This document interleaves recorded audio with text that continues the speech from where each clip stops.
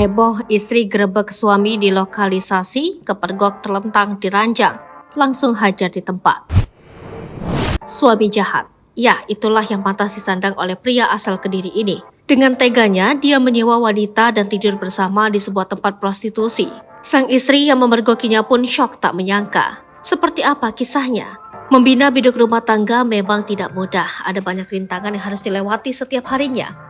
Namun banyak pasangan yang tidak lolos dalam ujian ini karena perselingkuhan. Itulah yang dialami seorang istri asal Kediri, Jawa Timur ini.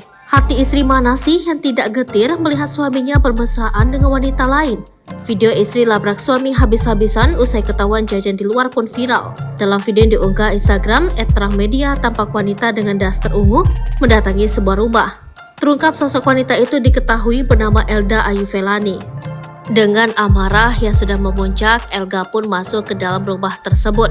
Begitu masuk ke dalam, rumah itu terdiri dari beberapa kamar berjajar mirip sebuah kos-kosan. Elga pun tertuju pada salah satu kamar yang terletak paling ujung. Lantaran hanya ditutupi kelambu, Elga kemudian membuka kamar itu.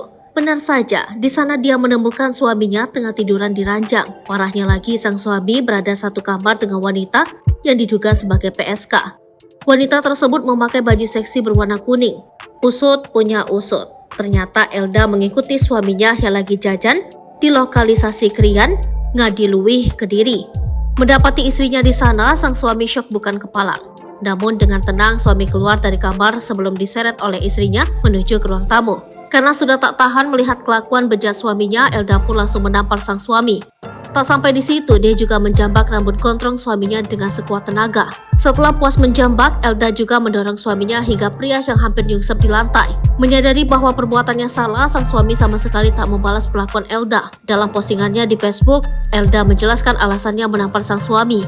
Menurut ibu dari 6 anak ini, dia menghajar suami di tempat umum karena ingin memberi pelajaran. Apalagi suaminya tak hanya hobi ke lokalisasi, namun juga sering berhutang untuk judi. Download Tribun X sekarang. Menghadirkan lokal menjadi Indonesia.